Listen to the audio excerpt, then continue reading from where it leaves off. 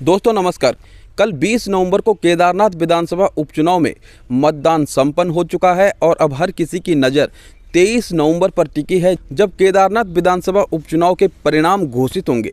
इस बार केदारनाथ विधानसभा उपचुनाव में राष्ट्रीय पार्टियों के अलावा निर्दलीय और यूकेडी के प्रत्याशी ने जिस प्रकार से चुनाव प्रचार किया, अपनी पूरी ताकत लगाई और जनता के सामने जो संकल्प रखा, वो संकल्प जनता के लिए 4 महत्वपूर्ण विकल्पों के रूप में सामने नजर आए। और इस बार ये कहना काफ़ी मुश्किल होगा कि भारतीय जनता पार्टी से प्रत्याशी आशा नौटियाल, कांग्रेस से मनोज रावत, निर्दलीय प्रत्याशी त्रिभुवन चौहान और यूकेडी से प्रत्याशी डॉक्टर आशुतोष भंडारी किस प्रकार का प्रदर्शन करेंगे, किसका पलड़ा भारी हो सकता है। भारतीय जनता पार्टी से प्रत्याशी आशा नौटियाल के लिए मुख्यमंत्री पुष्कर सिंह धामी सेनापति के रूप में नजर आए। वहीं कांग्रेस प्रत्याशी मनोज रावत के लिए उत्तराखंड कांग्रेस के पूर्व अध्यक्ष व गढ़वाल लोकसभा सीट से पूर्व सांसद प्रत्याशी गणेश गोदियाल सेनापति के रूप में नजर आए। वहीं निर्दलीय प्रत्याशी त्रिभुवन चौहान के लिए उत्तराखंड बेरोजगार संघ के अध्यक्ष और टिहरी लोकसभा सीट से पूर्व सांसद प्रत्याशी बॉबी पंवार सेनापति के रूप में नजर आए। इन तीनों ने जो दमखम दिखाया है, देखना होगा कि वे अपने प्रत्याशी को सफल बना पाते हैं या नहीं बना पाते हैं। मुख्यमंत्री पुष्कर सिंह धामी को गणेश गोदियाल ने सीधी चुनौतियां दी, लेकिन मुख्यमंत्री पुष्कर सिंह धामी और गणेश गोदियाल के लिए बॉबी पंवार की पावर जिस प्रकार से त्रिभुवन चौहान के प्रचार प्रसार में देखने को मिली, तो देखना होगा क्या मुख्यमंत्री पुष्कर सिंह धामी और गणेश गोदियाल के खेल को बॉबी पंवार किस हद तक बिगाड़ सकते हैं, किस हद तक प्रभावित कर सकते हैं, ये देखने वाली बात होगी। वहीं उत्तराखंड क्रांति दल भी इस बार अपना दमखम दिखाने में हर संभव प्रयास में लगी रही। 23 नवंबर को केदारनाथ विधानसभा उपचुनाव के परिणाम घोषित होंगे। किसके पक्ष में परिणाम निकलता है, ये देखने वाली बात होगी। लेकिन जिस प्रकार से प्रचार प्रसार हुआ, किसका पलड़ा भारी रहा, किस मुद्दे पर किसने किसको घेरा, आज इस वीडियो में हम आपको बताने जा रहे हैं। वीडियो को आखिर तक जरूर देखिएगा, वीडियो को लाइक कीजिएगा, शेयर कीजिएगा और कमेंट करके अपने विचार हम तक जरूर पहुंचाइएगा। यदि आपने अभी तक चैनल को सब्सक्राइब नहीं किया है तो चैनल को सब्सक्राइब भी अवश्य कीजिएगा। दोस्तों, केदारनाथ विधानसभा उपचुनाव वास्तव में इस बार बेहद रोमांचक नजर आया और उत्तराखंड में इस प्रकार से चुनाव होना, इस प्रकार से राष्ट्रीय पार्टियों के द्वारा पूरी ताकत झोंक देना और राष्ट्रीय पार्टियों को अन्य प्रत्याशियों के द्वारा घेरना अपने आप में बहुत बड़ी बात है। और उत्तराखंड के राजनीतिक दृष्टि से ये चुनाव यकीन मानिएगा बेहद महत्वपूर्ण है, क्योंकि 2027 में उत्तराखंड में विधानसभा चुनाव भी होने हैं और उसकी तैयारी को लेकर के भारतीय जनता पार्टी और कांग्रेस पहले से ही काफ़ी संवेदनशील नज़र आ रही है। वहीं निर्दलीय प्रत्याशी त्रिभुवन चौहान और यूकेडी प्रत्याशी आशुतोष भंडारी भी कहीं ना कहीं 2027 की तैयारियों को लेकर भी केदारनाथ विधानसभा उपचुनाव को देख रहे हैं। विजय किसे मिलती है, सफलता किसे मिलती है, कौन केदारनाथ विधानसभा उपचुनाव के बाद जो परिणाम घोषित होंगे उन परिणामों में सफल होगा, कौन केदारनाथ का नया विधायक बनेगा, ये कहना थोड़ा मुश्किल जरूर है। लेकिन हम एक अंदाज़ा लगा सकते हैं जिस प्रकार से प्रचार प्रसार चला तो किसके पक्ष में हवा रही और कौन प्रचार प्रसार में आगे नजर आया, इस वीडियो में ये जानने का हम प्रयास करेंगे। सबसे पहले बात करते हैं भारतीय जनता पार्टी की। भारतीय जनता पार्टी ने 2022 विधानसभा चुनाव में केदारनाथ विधानसभा सीट पर लगभग दोगुने के अंतर से जीत दर्ज की थी और केदारनाथ की जनता ने भारतीय जनता पार्टी पर जो विश्वास जताया था वो अभूतपूर्व था। 2022 विधानसभा चुनाव में केदारनाथ विधानसभा सीट से भारतीय जनता पार्टी की प्रत्याशी शैला रानी रावत को 20,000 के लगभग वोट मिले थे, जबकि निर्दलीय प्रत्याशी कुलदीप रावत को 13,000 वोट मिले थे। वहीं कांग्रेस के मनोज रावत को 12,000 वोट मिले थे। इस बार दिलचस्प बात यह है कि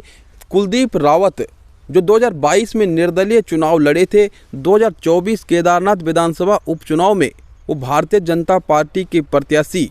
आशा नौटियाल के पक्ष में हैं, उन्हें अपना समर्थन दे चुके हैं। तो कहीं ना कहीं जो 20,000 वोट भारतीय जनता पार्टी की प्रत्याशी शैला रानी रावत को मिले थे, उसमें 13,000 वोट कुलदीप रावत के भी जुड़ चुके हैं। तो देखने वाली बात होगी कि इससे भारतीय जनता पार्टी को कितनी मजबूती मिली है। और कांग्रेस प्रत्याशी मनोज रावत ने 2022 में मात्र 12,000 वोट लाए थे, तो किस प्रकार से वो भारतीय जनता पार्टी को इस बार चुनौती दे पाएंगे? क्या कांग्रेस द्वारा जो मुद्दे उठाए जा रहे हैं, भारतीय जनता पार्टी को जिस प्रकार से घेरा जा रहा है, क्या इन वोटों के बीच के अंतर को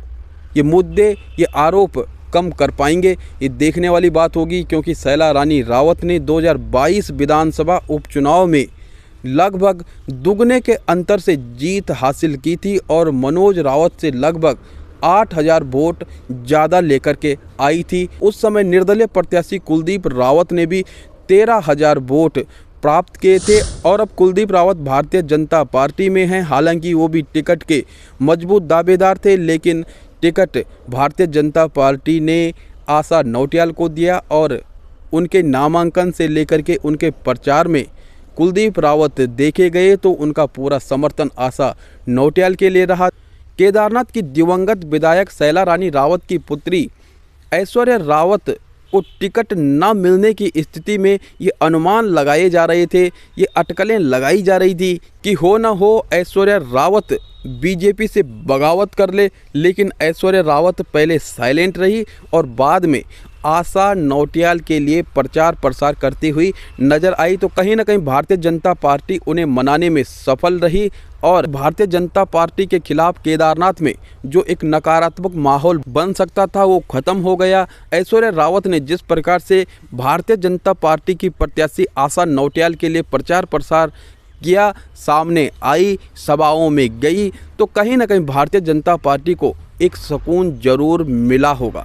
आशा नौटियाल को भी जीत की उम्मीद है। हालांकि अटकलें अलग अलग लगाई जा रही हैं, लेकिन भारतीय जनता पार्टी का पलड़ा अभी भी केदारनाथ विधानसभा उपचुनाव में भारी नज़र आता है, लेकिन इतना भारी भी नज़र नहीं आता है कि बीजेपी आसानी से जीत जाए। हो सकता है केदारनाथ विधानसभा उपचुनाव में इस बार भारतीय जनता पार्टी को हार का मुंह भी देखना पड़ सकता है,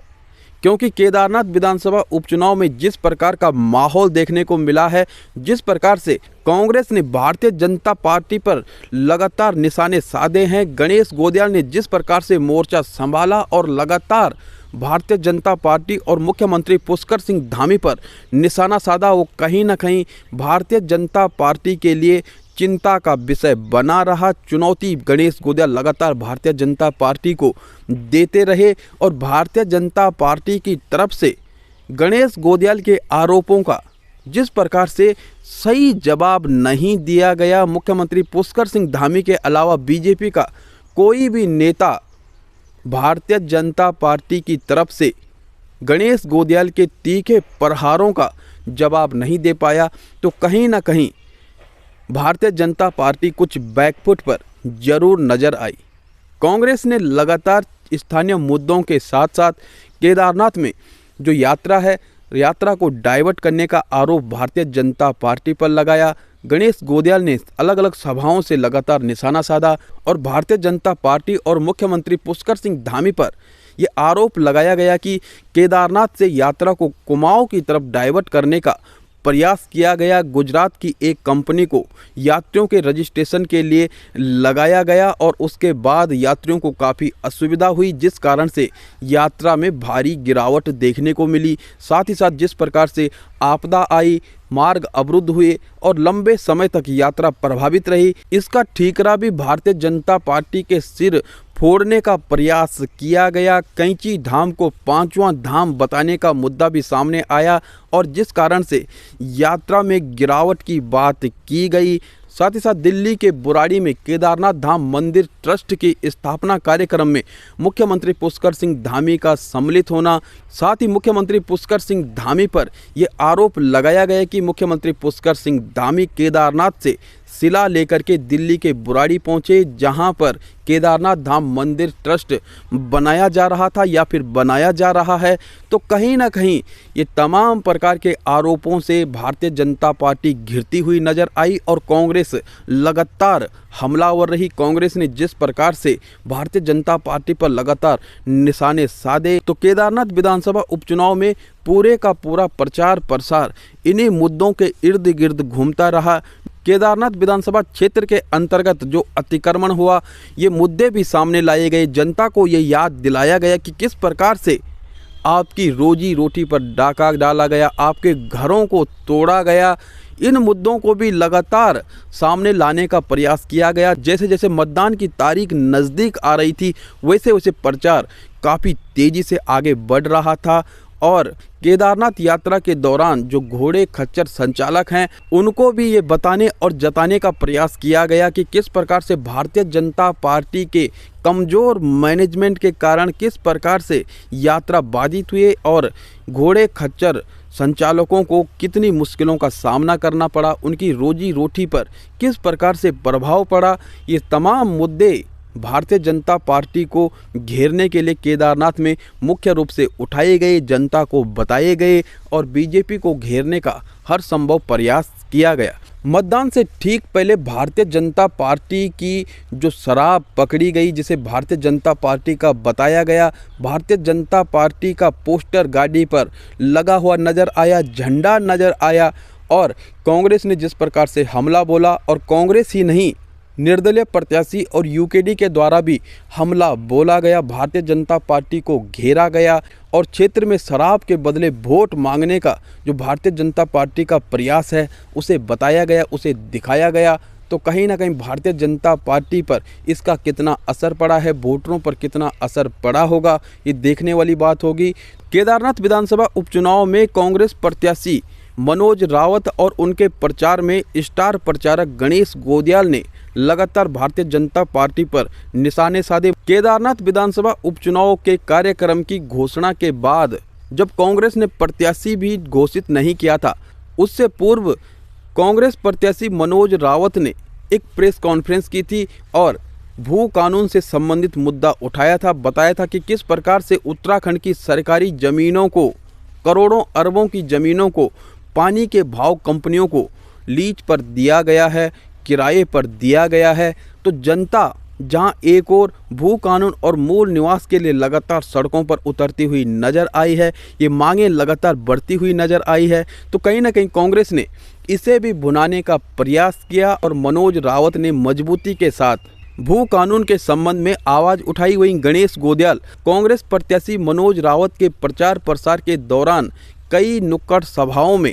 ये बताते हुए नज़र आए कि जो आज आंदोलन चल रहा है, जो भू कानून के लिए लगातार लोग संघर्ष कर रहे हैं, सड़कों पर उतर रहे हैं, उसकी शुरुआत मनोज रावत के द्वारा की गई है। और हमें ये देखना होगा कि मनोज रावत कोई साधारण व्यक्ति नहीं है। जो मांगे आज उठाई जा रही हैं उसे मनोज रावत ने कई साल पहले कह दिया था। भारतीय जनता पार्टी के खिलाफ कांग्रेस ने जिस प्रकार से मोर्चा खोला है, चाहे वो केदारनाथ मंदिर से संबंधित मुद्दा हो, यात्रा को डाइवर्ट करने का मुद्दा हो या फिर अनेकों मुद्दे हों,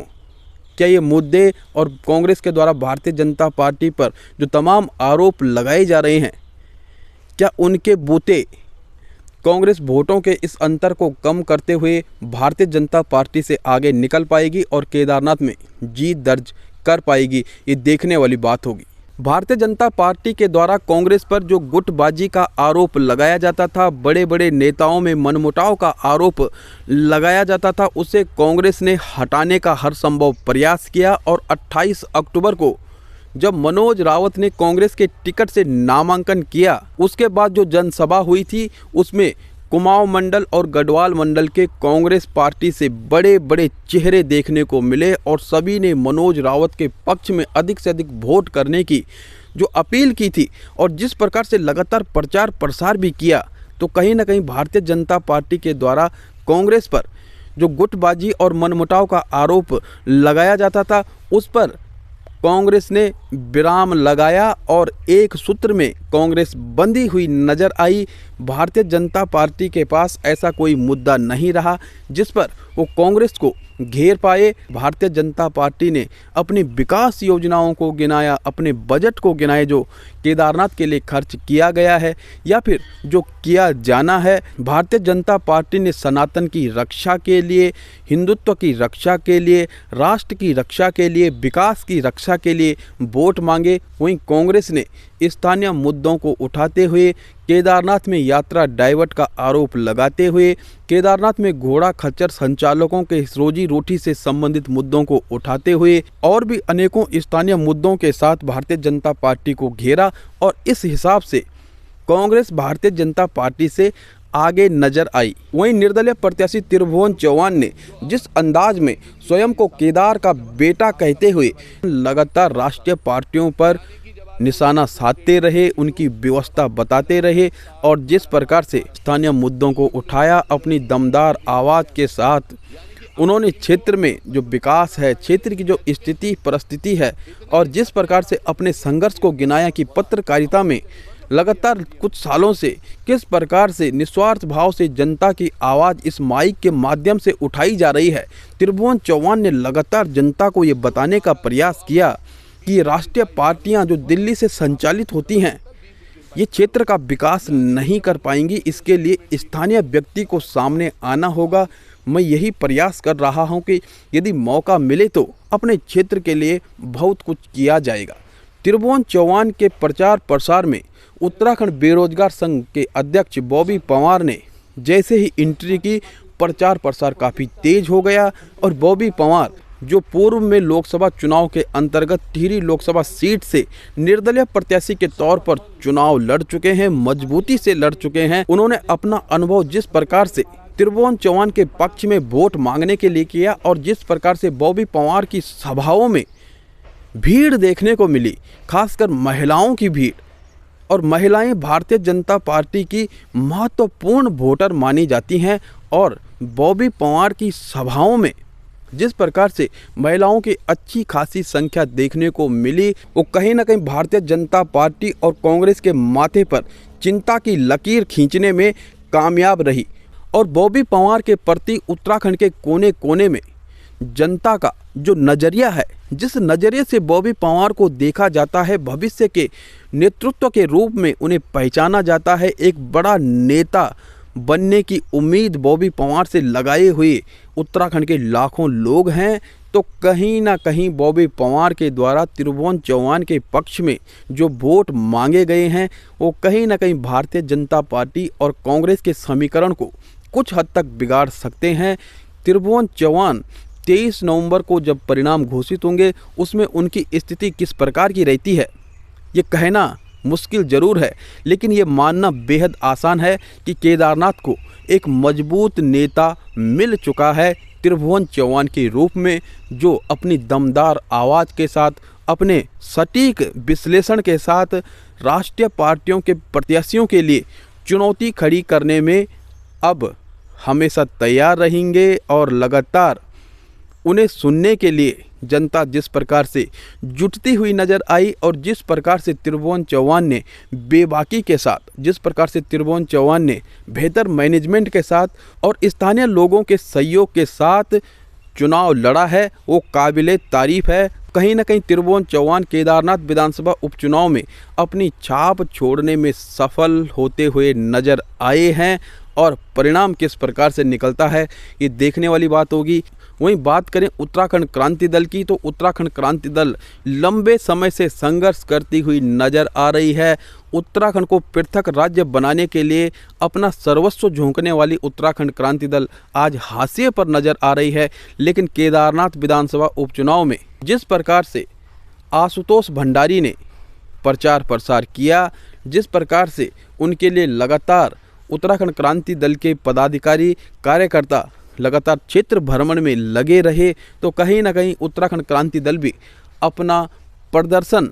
पूर्व से इस बार सुधारने में सफल हो सकती है। और यदि उत्तराखंड क्रांति दल इसी शक्ति के साथ आगे चुनाव लड़ती रहती है तो धीरे धीरे ही सही, लेकिन उत्तराखंड क्रांति दल उत्तराखंड में अपनी स्थिति को सुधारने में कामयाब जरूर हो सकती है और कहीं ना कहीं उत्तराखंड क्रांति दल को अब चुनाव को बेहतर ढंग से लड़ना होगा, उचित प्रत्याशी उतारने होंगे। डॉक्टर आशुतोष भंडारी अपनी बोली भाषा में जिस प्रकार से जनता के बीच में कनेक्ट हो रहे थे, जिस प्रकार से जनता के बीच जनता के मुद्दों को उठा रहे थे, जिस प्रकार से उत्तराखंड क्रांति दल